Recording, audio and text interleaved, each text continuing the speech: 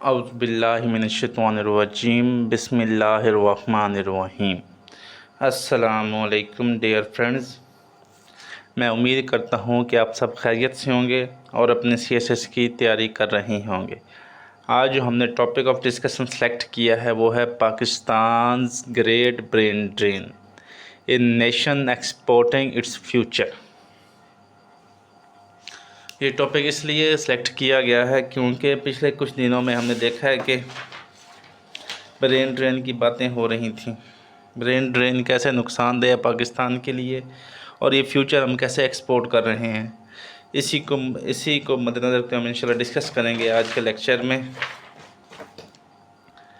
कि हम अपना फ्यूचर कैसे एक्सपोर्ट कर रहे हैं और ब्रेन ड्रेन क्या होता है, ब्रेन ड्रेन क्या होता है। तो इसी को मद्देनज़र रखते हुए हम इंशाल्लाह इस लेक्चर में डिस्कस करेंगे। सबसे पहले हम डेफिनेशन देखेंगे। डेफिनेशन में जैसे आपको बता रहा हूँ कि हमेशा आपने दो डेफिनेशन तैयार करनी है, तो इस लेक्चर हम दो डेफिनेशन करेंगे। एक सिंपल डेफिनेशन होगी और एक फॉरेन ऑथर डेफिनेशन होगी।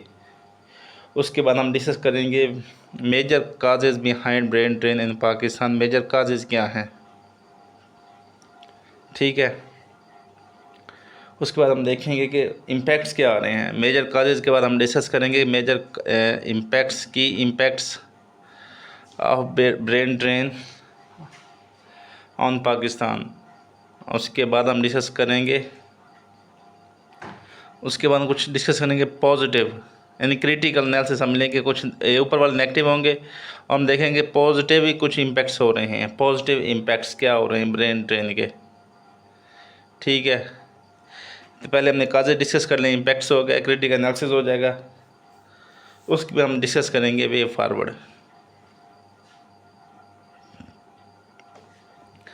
Forward for stopping brain drain from Pakistan, या ब्रेन ड्रेन को ब्रेन गेन में कैसे शिफ्ट किया जा सकता है, वो प्लेसेस हम देखेंगे। उसके बाद हम इंशाल्लाह इसमें हम दो केस स्टडीज़ बताएंगे जिन्होंने अपने ब्रेन ड्रेन को ब्रेन गेन में कैसे शिफ्ट किया। उसके बाद हम इसमें एक चार्ट इंक्लूड होगा जो बताएगा कि पाकिस्तान और इंडिया, नेपाल, अफ़गानिस्तान से कितने लोग जा रहे हैं पर ईयर, कितने लोग जा रहे हैं। वो चार्ट होगा, चार्ट हमें ले जाएगा, वो होगा, ठीक हो गया। ये हमारी लेक्चर की आउटलाइन होगी। तो अगर आप हमारे चैनल पर न्यू हैं तो हमारे चैनल को सब्सक्राइब कर लें और अगर हमारी वीडियो पसंद आई तो इसको लाइक करें और हमें बताएं कि इस वीडियो को मज़ीद हम कैसे इम्प्रूव कर सकते हैं। और इनके हर पॉइंट्स के साथ मैं आपको इंशाल्लाह एक फैक्ट्स या फिगर दूंगा ताकि आपका कहीं और से फैक्ट्स या फिगर लेने की ज़रूरत ना पड़े। तो सबसे पहले हम डिस्कस करते हैं डेफिनेशन वाला पोर्शन स्टार्ट करते हैं। अभी से हम लेक्चर अपना स्टार्ट करते हैं। डेफिनेशन या concept of brain drain, concept कह लें या ब्रेन ड्रेन डेफिनेशन कह लें। सबसे पहले हम डिस्कस कर लेते हैं brain drain refers to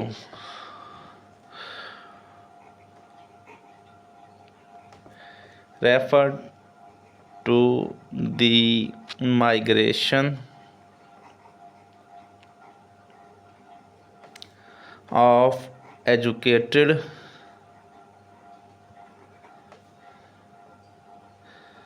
skilled and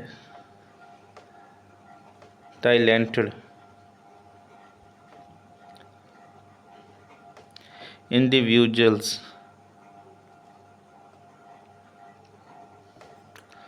from their home country to other countries in search of better opportunities,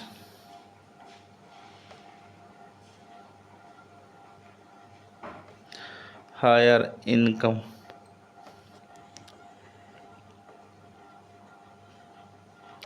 and improved living standard.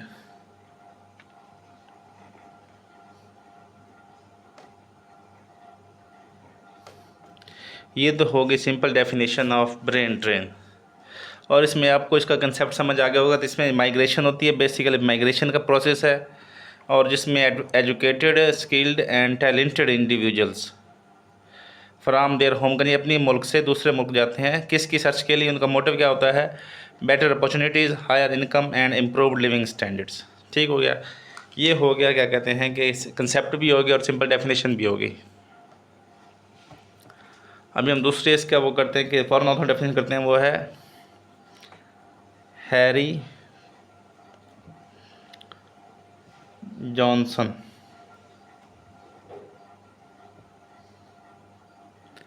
Harry Johnson के मुताबिक brain drain is the transfer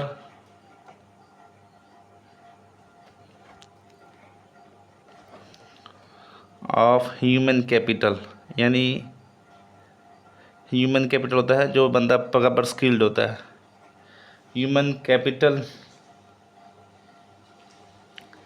where trained and qualified individuals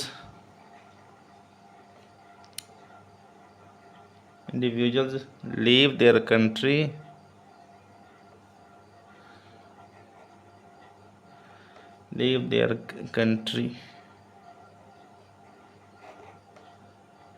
इसका क्या impact होता है? Causing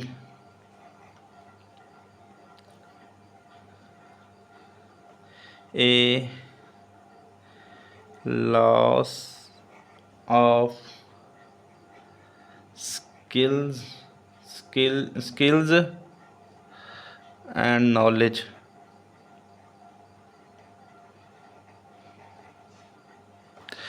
तो इसके ये Harry Johnson कहता है कि brain drain is a transfer of human capital है where train and leave their country, अपना कंट्री छोड़ देते हैं, जिसकी वजह से इसका इम्पैक्ट क्या होता है कि loss of skills and knowledge in their original country, कि उनकी जो अपनी कंट्री होती है उसमें लॉस हो जाता है, उनमें कमी पैदा हो जाती है, लेक यानी कमी हो जाती है, वीकनेसेस हो जाती है। ठीक है, तो ये तो हो गया, क्या कहते हैं,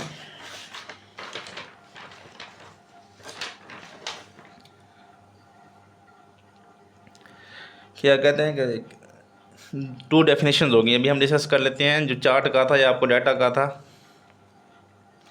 एनुअल ब्रेन ड्रेन, इसको कोटिंग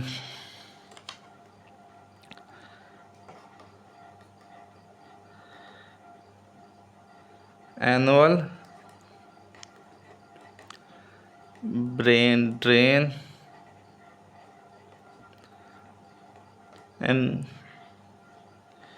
कि हर साल ब्रेन ड्रेन कितना होता है। तो इसमें सबसे पहले जो कंट्री देखते हैं हम, अपना पाकिस्तान देखते हैं।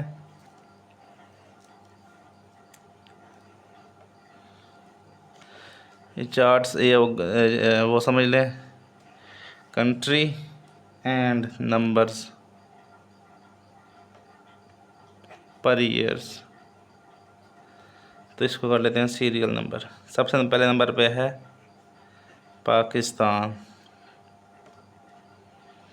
पाकिस्तान से 1.2 मिलियन, जो एक यानी 12 लाख लोग पाकिस्तान को हर साल छोड़ के जाते हैं। दूसरा नंबर है इंडिया का। इंडिया का है 0.49 मिलियन, ही 4,90,000 लोग इंडिया को हर साल छोड़ के जाते हैं। नंबर तीसरा है बांग्लादेश।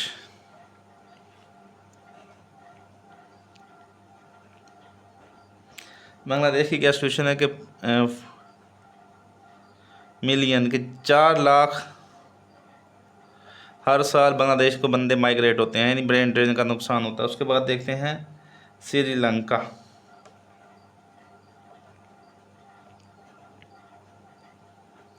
श्रीलंका एक छोटा सा मुल्क है, तो इसमें से क्या होता है, इसमें भी 30,000 लोग हर साल इसको छोड़ के जाते हैं। तो इसको जब आप बेहतरीन पॉइंट शक्ल में बना देंगे पेपर पर, तो ये आपके लिए प्लस पॉइंट क्रिएट करेगा। ठीक हो गया। तो ये हो गया कंसेप्ट हो आपका ब्रेन ड्रेन का, क्या कहते हैं। अभी आपकी डेफिनेशंस होगी, चार्ट हो गया, ठीक है। अभी हम डिस्कस कर लेते हैं सबसे पहले इम्पैक्ट्स, मेजर काजेज डिस्कस करते हैं। Major causes of brain drain in Pakistan.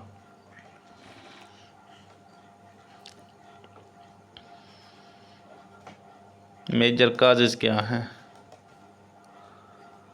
Major causes of brain drain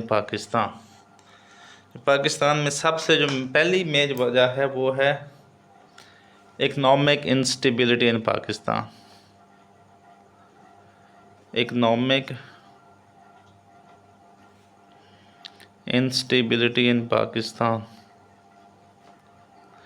economic instability की वजह से जॉब्स क्रिएट नहीं हो रही। जॉब जब क्रिएट नहीं हो रही तो अनएम्प्लॉयमेंट क्रिएट हो रही है। अनएम्प्लॉयमेंट को कवर करने के लिए लोग ब्रेन यानी अपने मुल्क को छोड़कर दूसरे मुल्क की तरफ चले जाते हैं। उसके बाद पाकिस्तान में महंगाई ज़्यादा है। जॉब की वो क्या कहते हैं कि जो मुआवजा यानी जो तनख्वाहें हैं, सैलरीज हैं, वो कम हैं। और सैलरी लोगों के लिए कि पाकिस्तान में कभी अभी देखें ना पेट्रोल कितनी तेज़ी से कम और बढ़ा है, क्योंकि दूसरे ममालिक में पेट्रोल इतनी तेज़ी से नहीं बढ़ा, लेकिन पाकिस्तान की इनस्टेबल इकॉनमी की वजह से इस पर बहुत ज़्यादा इम्पैक्ट आया है। तो इसलिए इकनॉमिक इंस्टेबिलिटी की वजह से लोग अपना मुल्क छोड़ देते हैं बेटर अपॉर्चुनिटी की वजह से, क्योंकि जब वो कमाते हैं डॉलर्स में तो डॉलर स्टेबल होता है, तो पाकिस्तान में वो उनकी जो तनख्वाह वो फजूल नहीं जाती। जैसे और पाकिस्तान में दूसरी वजह है कि यहाँ महंगाई बहुत ज़्यादा है, इसकी वजह से भी लोग जिसको छोड़ कर जा रहे हैं। तो इसका फैक्ट नोट कर लें। Pakistan inflation rate exceed 25% in 2023। Pakistan inflation rate exceeded यानी बढ़ गया था 25% इन 2023, severely eroding real incomes and pushing skilled workers to migrate। severely eroding यानी नुकसान पहुंचाया रियल से जो उनकी तनख्वाहें थी उनको इन्होंने इम्पैक्ट पहुंचाया, जिसकी वजह से बहुत से लोगों ने माइग्रेट किया। और ये कौन कह रहा है? ये वर्ल्ड बैंक की रिपोर्ट कह रही है, 2024 की रिपोर्ट कह रही है। दूसरा जो काज है वो है political instability and governance issues. Political instability and governance issues. जो ब्रेन ड्रेन की दूसरी वजह है वो है पॉलिटिकल इंस्टेबिलिटी। पॉलिटिकल इंस्टेबिलिटी ये है कि बार बार हुकूमतों का आना जाना, फ़ौरन इन्वॉल्वमेंट हुकूमत चेंज करने की, उसके बाद वो क्या कहते हैं कि धरने जुलूस, लॉन्ग मार्च, उसके बाद इनकन्सिस्टेंट गवर्नमेंट पॉलिसीज़, और उसके बाद ये तो कंप्लीट गवर्नेंस इश्यूज़ ये हैं कि जो हमारे इदारे हैं वो कमज़ोर हैं, जराइम बहुत ज़्यादा हैं। इसकी वजह से लोग जो हैं वो मुल्क को छोड़ना पसंद करते हैं, यहाँ अपने आप को सेफ महसूस नहीं करते। तो इसका फैक्ट नोट कर लें। कोटेशन है, weak governance and political instability remains key driver of skilled migration from developing countries। Weak governance and political instability remain key drivers of skilled migration from developing countries। और ये किसने कहा है? ये United nation development programme ने कहा है। Number तीसरा जो काज है ब्रेन ड्रेन की वो है लेक ऑफ मेरिटोक्रेसी। पाकिस्तान में जितनी भी भर्तियां होती हैं मोस्टली उसमें क्या होता है, मेरिटोक्रेसी पर बहुत कम जोर दिया जाता है। उसमें पाकिस्तान में नेपोटिज़म, फेवरेटिज़म और उसके बाद पॉलिटिकल इन्फ्लुएंस में आकर भर्तियां की जाती हैं, जिसकी वजह से जो मेरिट वाले लोग होते हैं वो इग्नोर हो जाते हैं, उनको मतलूबा सीटें नहीं मिलती। जब उनको अपनी मतलूबा सीटें नहीं मिलती तो वो अपनी ब्रेन ड्रेन को प्रेफरेंस करते हैं। तो इसके बारे में कोटेशन नोट कर लें। Talent goes where it is respected, talent goes where it is respected, not where it is ignored, not where it is ignored.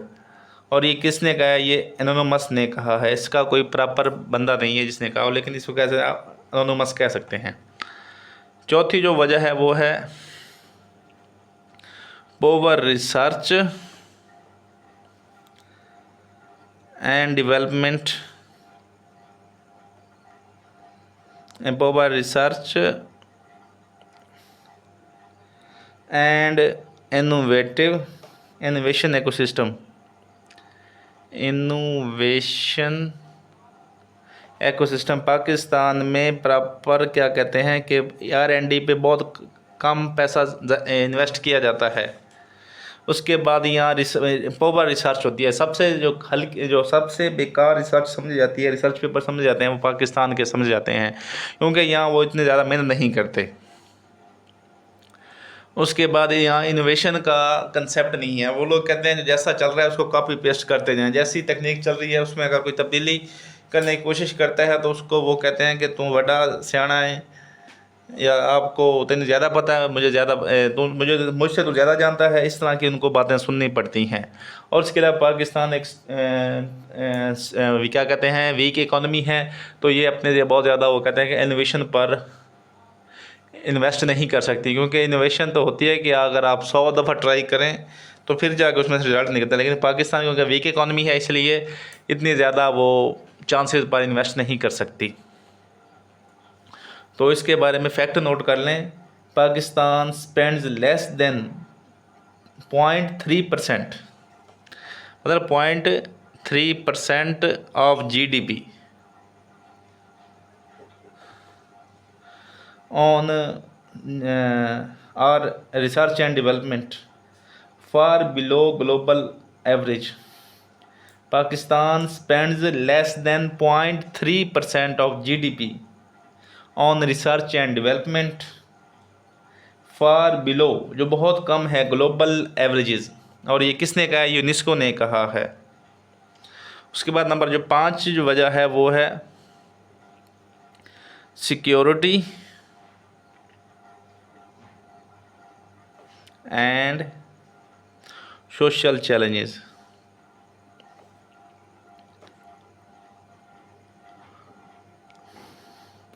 Pakistan में अनएम्प्लॉयमेंट होने की वजह से सिक्योरिटी के मामलात काफ़ी गंभीर हैं।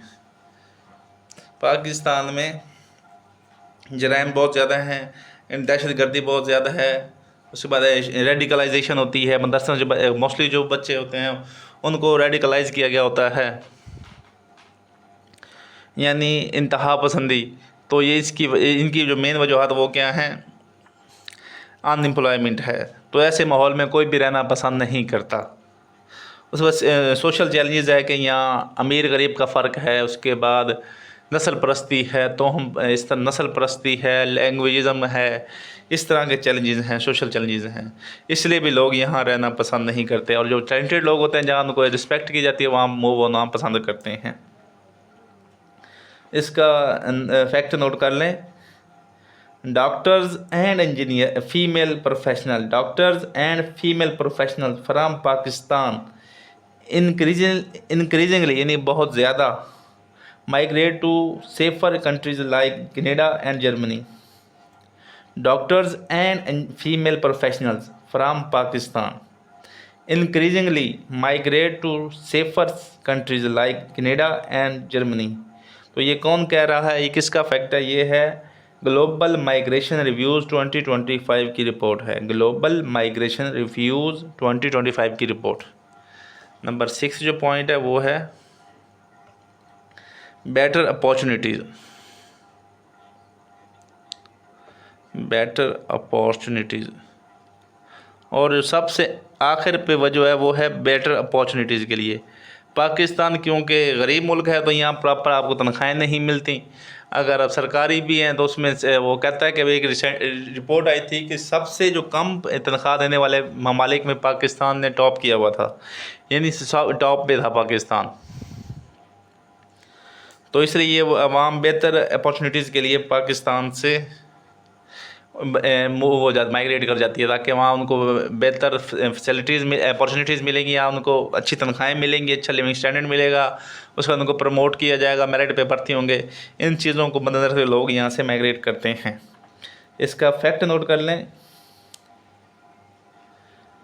Canada express entry system invited thousand of Pakistanis skilled workers in recent year. Canada Express Entry System invited thousands of Pakistani skilled workers in recent years। और ये किसने फैक्ट दिया है? ये गवर्नमेंट ऑफ कनाडा इमिग्रेशन ने दिया है। Government of Canada immigration की रिपोर्ट है। तो ये हमने देख ली काजेज़। अब हम देखते हैं इसके इम्पैक्ट्स क्या आ रहे हैं। तो वो कह रहा था कि हम एक्सपोर्टिंग ओवर फ्यूचर, तो हम अपना फ्यूचर कैसे एक्सपोर्ट कर रहे हैं। तो ये हम जब इम्पैक्ट्स देखेंगे तो हमें समझ आ जाएगी। जो सबसे पहला जो इम्पैक्ट आ रहा है वो है लॉस ऑफ ह्यूमन कैपिटल, कि हमारे जो स्किल्ड पर्सन हैं, कि जिन पे गवर्नमेंट ऑफ पाकिस्तान ने लाखों रुपए लगा के उनको ट्रेन किया है, उनका हम ज़िया हो रहा है। कि एक इंजीनियर गवर्नमेंट ऑफ पाकिस्तान ने उस पर इन्वेस्ट किया, क्योंकि बहुत सी यूनिवर्सिटीज़ को गवर्नमेंट फंड करती है, ताकि वो पाकिस्तान में कितनी गवर्नमेंट यूनिवर्सिटीज़ हैं जो एक डॉक्टर इंजीनियर्स पैदा करती हैं। जैसे फॉर एग्जांपल जो सरकारी यूनिवर्सिटीज़ में डॉक्टर बनता है उसकी तो होती है सेमेस्टर फीस जो होती है 60,000। अगर वो प्राइवेट सेल्फ पे करता है तो उसकी हो जाती है 4 से 5 लाख, यानी 2-3 लाख रुपए। इसी तरह जो सरकारी स्कूलों में बच्चे पढ़ते हैं तो वो कितने, वो कहता है कि नुकसान करते हैं। कि ह्यूमन कैपिटल जो हमने खुद अपने लिए तैयार किया था वो किसी और के मुल्क में जाके अपनी वो कहते हैं सलाहियतें इस्तेमाल करेगा और उनके मुल्क को आगे बढ़ाएगा, और हमें वहाँ से लॉस होगा, हमें उसका नुकसान होता है। तो इसका फैक्ट नोट कर लें। पाकिस्तान लूजेज यानी thousands of doctors annually to UK and middle east. Pakistan loses thousands of doctors annually to the UK and Middle East। ये किसने कहा है? ये पाकिस्तान मेडिकल काउंसिल ने कहा है। उसके बाद नंबर 2 है वीकनिंग, कमज़ोर कर रहे हैं।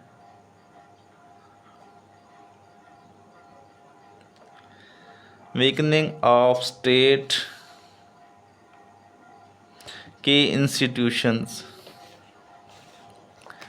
वो कहता है कि ब्रेन ड्रेन से दूसरा क्या नुकसान हो रहा है। वो कह रहा है कि इंस्टीट्यूशन में जो एक स्किल्ड और टैलेंटेड बंदे ने बैठ के काम करना था, वहाँ नाअहल और नकम्मे बंदे काम कर रहे हैं।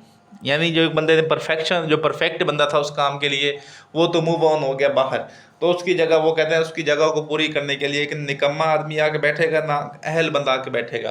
तो उसकी जो पॉलिसीज़ होंगी वो कह सकते हैं कि हमारी जो पाकिस्तान के भी जो हालात चल रहे हैं उसकी वजूहत यही हैं कि हमें स्किल्ड वर्कर्स की हमें कमी है, जिसकी वजह से हमारे जो स्टेट इंस्टीट्यूशन हैं वो कमज़ोर हो रहे हैं। तो इसका फैक्ट है shortage of qualified faculty in Pakistani universities. Shortage of qualified faculty in Pakistani universities due to migration abroad. के जो कहते हैं स्किल्ड हैं और प्रोफेशनल जो हैं प्रोफेसर हैं वो माइग्रेट हो गए हैं अब्रॉड। तो ये किसने कहा है? ये HEC ने कहा है कि उनको कहना शॉर्टेज है क्वालिफाइड फैकल्टी की। उसके बाद है इकोनॉमिक डिपेंडेंस ऑन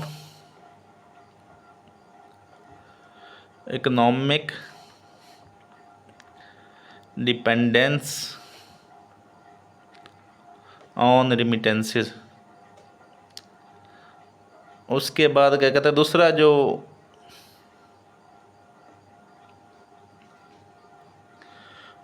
जो फैक्टर है, तीसरा जो इम्पैक्ट है वो कह रहा था कि हम इकोनॉमिक डिपेंडेंट हो गए हैं रेमिटेंसेस पर। ये वही बात है कि एक भाई बाहर है तो दो बाकी फैमिली बैठ के घर खा रही है। कि इससे पाकिस्तान का यही हाल है कि हम पाकिस्तान में अपनी एक्सपोर्ट्स को इनक्रीज़ नहीं कर रहे। क्यों नहीं कर रहे? क्योंकि हमें पता है कि हमारे फॉरेन रिजर्व में पैसे बाहर से आ रहे हैं। हम वो कहते हैं कि अपने एक्सपोर्ट्स पे काम नहीं कर रहे, इंडस्ट्री पे काम नहीं कर रहे। क्यों पता है कि हमें पैसे बाहर से आ रहे हैं। तो घर में यही होता है कि एक भाई कमा रहा होता है और बाकी 6 भाई बैठ के उसी पे खा रहे होते हैं। तो इसका फैक्ट नोट कर लें।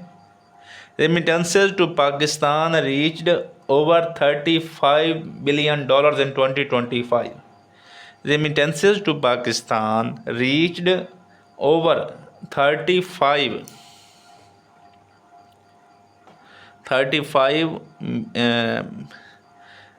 क्या कहता है $billion in 2025। और ये किसने रिपोर्ट, ये कौन कह रहा है? ये स्टेट बैंक ऑफ पाकिस्तान कह रहा है कि हमारी जो रेमिटेंसेस थी 35 बिलियन थी इन 2025। नंबर 4 जो दूसरा आ रहा है वो है slower technological and scientific progress. Slower technological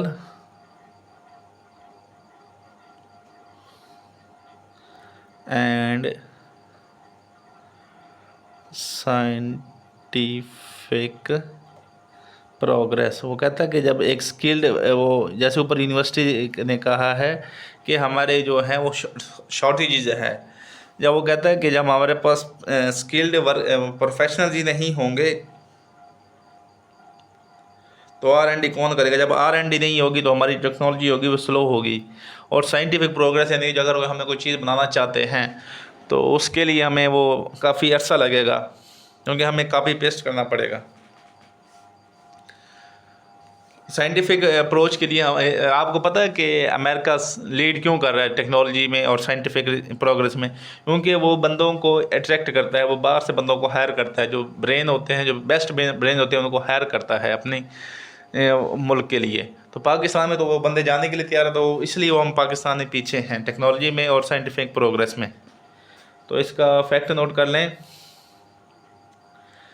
Pakistan ranks low in Global Innovation Index due to weak research and development ecosystem.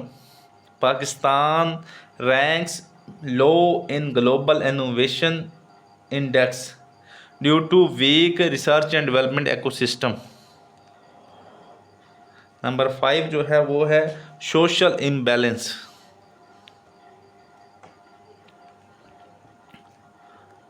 इसके बाद जो 5वां इम्पैक्ट आ रहा है वो है सोशल इम्बैलेंस।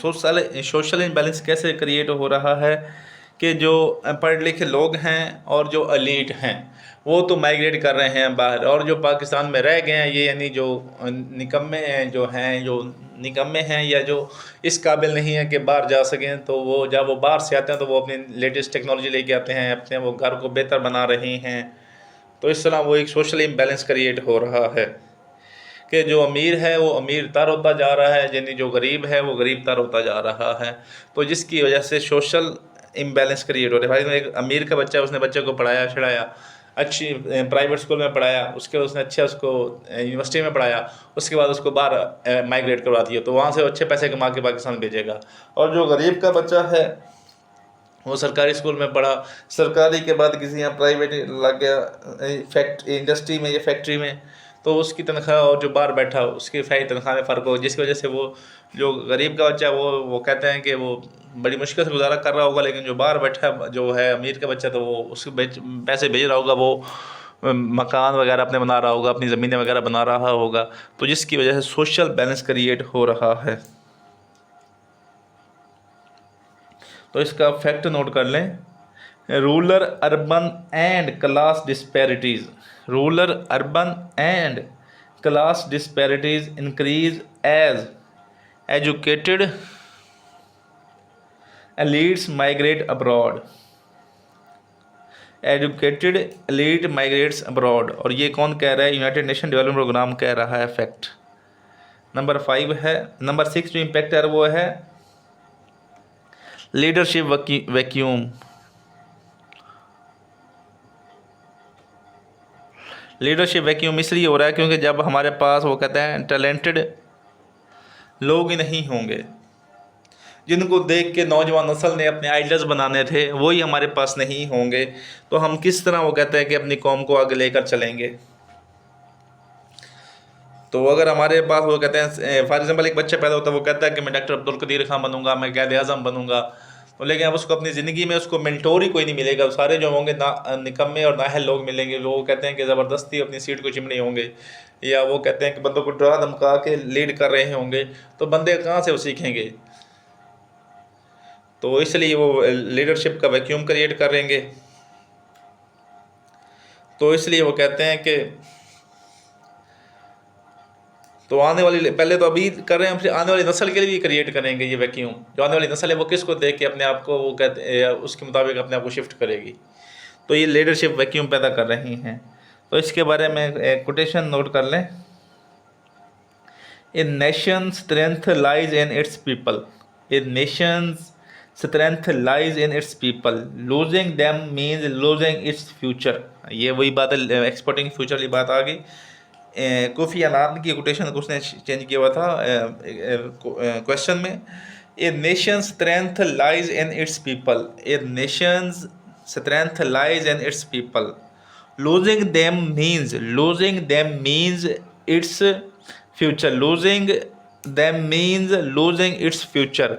और ये किसने कहा है? ये कोफी अनान ने कहा है। ये हो गया। तो ये हो गया नेगेटिव इम्पैक्ट्स। अब क्रिटिकल एनालिसिस कर लें या इसके पॉजिटिव इम्पैक्ट्स देख लें हम।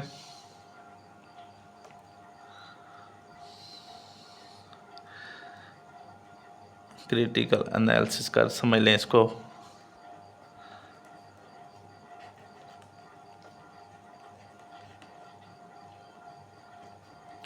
क्रिटिकल एनालिसिस होता है कि आपने, अगर उसने पेपर में पूछा है कि नेगेटिव है तो नेगेटिव है तो आपने उसको पॉजिटिव पॉइंट्स बताने हैं, अगर पॉजिटिव है तो आपने उसको नेगेटिव पॉइंट्स बताने हैं। तो इसके में आप पहला पॉइंट नोट कर लें कि लीडरशिप जो ब्रेन ड्रेन है वो पॉजिटिव किस तरह, वो कहता है कि ये आपकी रिमिटेंसेस बढ़ाती है, बूस्ट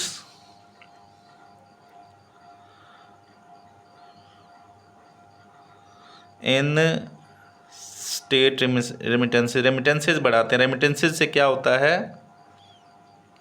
कि आपका जो ज़र मुबादला है वो बढ़ता है, यानी आपके जो बैलेंस ऑफ पेमेंट्स होते हैं वो उसमें इजाफा करता है। जो करंट अकाउंट डेफिसिट होता है वो उसको पैसे को पूरा करता है। उसके बाद आपके इकोनॉमी को, फॉरेन रिजर्व को बूस्ट करता है। उसके बाद जो आपकी जो पैसा होता है इससे स्टेबल रहता है। ये पॉजिटिव, इसका नेगेटिव ही नहीं है कहना ब्रेन ड्रेन, अभी इसका पॉजिटिव भी है। उसके बाद नंबर 2 क्या होता है, उसके बाद transfer of skills and knowledge, transfer of skills and knowledge. Transfer of knowledge और स्किल्स होता है कि फॉर एग्जांपल अगर एक बंदा ड्राइवर यानी अमेरिका में रह रहा है, तो जब वो पाकिस्तान आएगा तो वहाँ की जो है वो स्किल्स और नॉलेज भी लेके आएगा। तो पाकिस्तान को चाहिए कि ऐसी ब्रिज लेके आए कि उस बंदे को यहीं पाकिस्तान में रख ले। तो इसके लिए हम अभी जब केस स्टडीज़ देखेंगे तो हमें समझ आ जाएगी कि उन्होंने कौन कौन सी पुलिस ली, फिर हम अपने पाकिस्तान के लिए कौन कौन सी पुलिस इम्प्लीमेंट कर सकते हैं। तो कहता है ट्रांसफ़र स्किल्स और नॉलेज भी होता है। उसके बाद क्या होता है, ग्लोबल नेटवर्किंग बनती है, क्योंकि अगर आपका अमेरिका में बंदा बैठा है तो आप वहाँ कारोबार इजीली कर सकते हैं। ग्लोबल नेटवर्किंग यानी आपका ग्लोबल नेटवर्क बनता है। और एंड बूस्ट यानी आपकी जो सॉफ्ट पावर है वो भी बूस्ट होती है। Soft state, soft power. एक तो हार्ड पावर होती है जैसे वो जंग वाला माहौल, एक होती है सॉफ्ट पावर यानी जो आपकी रिप्रेजेंटेशन है, डिप्लोमेट होता है। जो आपका वर्कर होता है वो बाहर के मुल्क का आपका वो एक डिप्लोमेट के तौर पे काम कर रहा होता है, वो आपकी नेटवर्किंग बढ़ा रहा होता है, वो आपके वो कहते हैं बिजनेस से मिलके अपने बिजनेस के आपस में ताल्लुकात बनवा सकता है। उसके बाद वो कहते हैं कि आपकी जो सॉफ्ट पावर है उसको बूस्ट करता है। नंबर 4 जो ब्रेन ट्रेन करता है उसका जो है आपकी इकॉनमी में मजबूत करता है। उसके बाद डिक्रीज यानी कम करता है अनएम्प्लॉयमेंट प्रेशर। अभी जो आपकी स्टेट में अनएम्प्लॉयमेंट होती है उसको वो कम करता है, अनएम्प्लॉयमेंट प्रेशर। आपका जो स्टेट में जो अनएम्प्लॉयमेंट का प्रेशर होता है उसको कम करता है, क्योंकि लोग बंदे जाके बाहर हायर हो जाते हैं, जो उनको अपने मुल्क में नौकरी नहीं मिल रही होती, वो बाहर जाके अपने आप को सिक्योर कर लेते हैं, अपने आप को कर लेते हैं।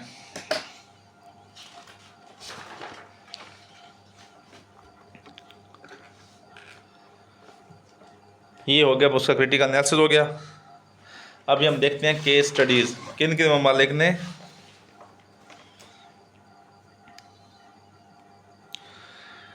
अपने आप को क्या कहते हैं ब्रेन ब्रेन ड्रेन को ब्रेन गेन में शिफ्ट किया है। तो केस स्टडीज़ में हमारे पास जो सबसे पहला जो है, पहले हमने केस स्टडी आपने लाजमी देनी है, कोई भी क्वेश्चन हो आपने हमेशा केस स्टडी लाजमी देनी है, इससे अच्छा इम्पैक्ट पड़ता है, उससे आप नतीजे निकाल के अपने उसमें बता सकते हैं वे फॉरवर्ड में। तो सबसे पहले जो हमारे पास केस स्टडी है वो है फिलीपीनीज़। पहले आप इसको इंडिया समझ लें। इंडिया ने भी बहुत कुछ अपनी आईटी जो है उसको इस तरह मरूज के 1970s में लोगों ने इंडिया से जाना शुरू कर दिया था बाहर। अभी आप देखते हैं कि इंडिया में जो है इन्फोसिस है, वाइप्रो है या टीसीएस है, ये जो है ग्लोबल लेवल की हैं आईटी हब्स हैं। इसकी वजह यह है कि उन्होंने अपने पहले वहाँ से किया, फिर इंडिया ने अपनी पुलिस वो क्या कहते हैं कि ऐसी वो कहते हैं पुलिस लेके आए कि उन्होंने अपने जो ब्रेन ड्रेन वाले लोगों को वापसी इंडिया में बुलाया और अपने ही अपने ही कंपनी लॉन्च कर दी, लोकल कंपनी इंट्रोड्यूस कर दी, जिसकी वजह से अब इंडिया एक वो हब है। तो इसकी पहली वजह थी कि उन्होंने strategic use of overseas workers, उन्होंने जो ओवरसीज़ वर्कर थे उनका बेहतर इस्तेमाल किया, स्ट्रेटेजिक यूज़ किया उन्होंने। उनको कहा कि आप जो आए हैं आप हम आपको ये फैसिलिटीज़ देंगे। उसके बाद उन्होंने क्या किया कि उन्होंने ओवरसीज़ वर्कर्स वेलफेयर एडमिनिस्ट्रेशन बनाई है, कि जो बाहर से लड़के बंदे आएंगे उनके लिए हम उनको प्रॉपर इंसेंटिव्स देंगे, टैक्स छूट देंगे। उसके बाद उनको प्रॉपर हाई तनख्वाहें देंगे, जो बाहर ले रहे उससे अच्छी तनख्वाहें इधर हम इनको देंगे। उसके बाद नंबर 2 पे जो है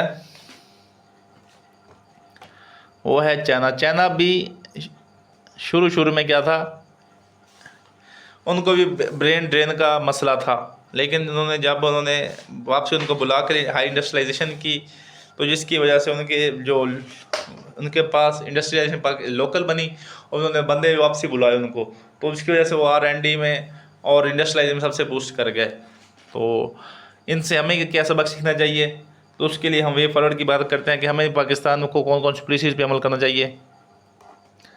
ऐसी पॉलिसी पर कि वो जो हम अपना वो है क्या कहते हैं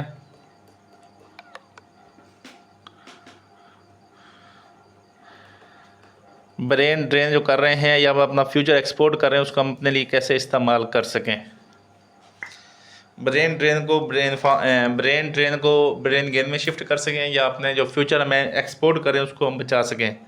तो इसके लिए सबसे जो पहली पॉलिसी है वो है पाकिस्तान को करना चाहिए कि इकनॉमिक रिफॉर्म लेके आएँ।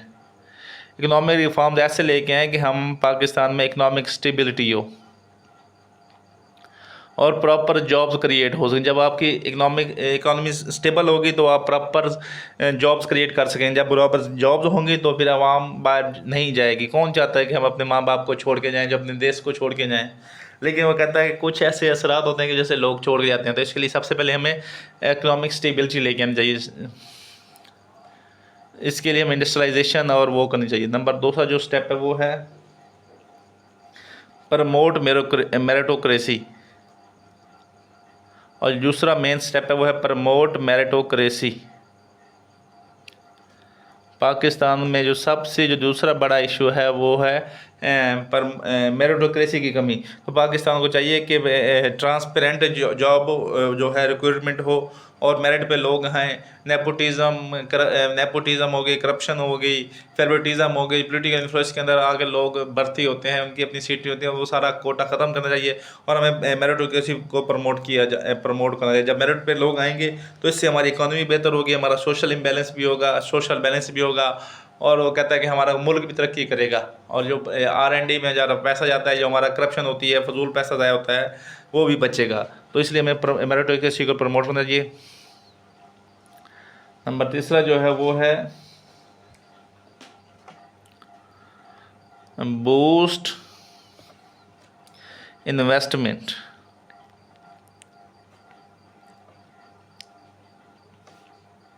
in education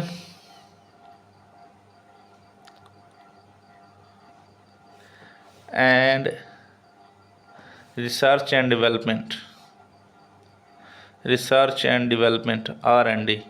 पाकिस्तान को चाहिए कि अपनी जो है GDP का, अभी तो हम पाकिस्तान 2% अभी लेस देन GDP का एजुकेशन में इन्वेस्ट करता है, इसलिए पाकिस्तान को चाहिए कि वो अपना 4% ऑफ GDP एजुकेशन में इन्वेस्ट करे।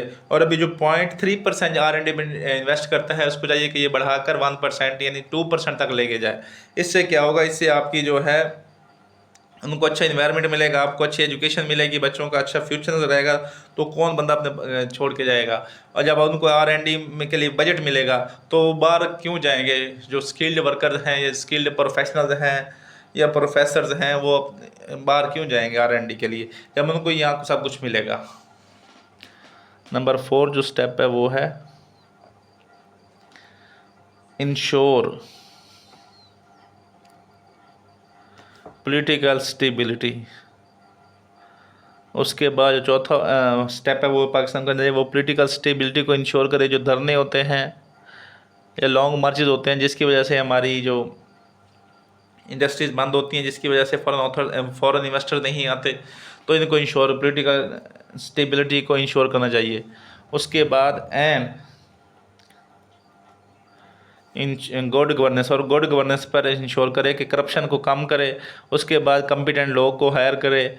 उसके बाद उनमें कैपेसिटी बिल्डिंग करे, उनमें जो है उनकी प्रॉपर ट्रेनिंग करवाए, और जो हमारी जो है गुड गवर्नेंस को इंश्योर करे, ताकि वहाँ यहाँ बंदे रह कर अपने आप को सेफ, उनकी जो पर्सनल सिक्योरिटी है उनको इशू ना हो, उनकी जो ह्यूमन सिक्योरिटीज़ हैं वो उनको वायलेट ना हो।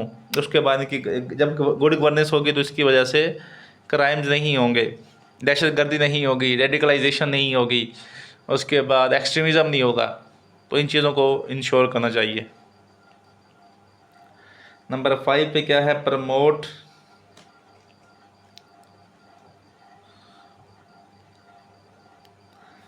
डायस्पोरा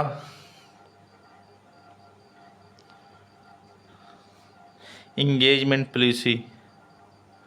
उसके बाद गवर्नमेंट ऑफ पाकिस्तान को चाहिए कि जो बंदे डायस्पोरा कहते हैं, जो बंदे बाहर आपके काम कर रहे होते हैं, ऐसी पॉलिसी बनाए कि वो अगर बंदे 5-7 साल अगर वो अपनी वो कहते हैं अपनी स्किल्स ही और अपनी R&D काम कर लेते हैं, उनको चाहिए कि वो इनको वापसी बुलाएं और इनको बेटर अपॉर्चुनिटीज़ दें, इनको अच्छी जगह पे हायर करें, इनको अच्छी तनख्वाहें दें, इनको अच्छी वो कहते हैं कि पोजीशन दें, ताकि वो अच्छी अपनी आज़ादी के साथ काम कर सकें।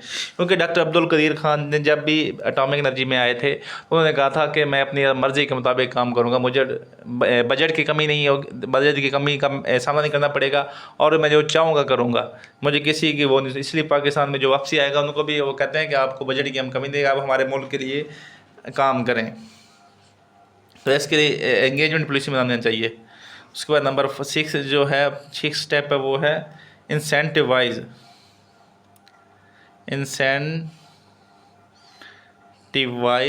या इंसेंटिव्स फॉर रिटर्न माइग्रेंट्स।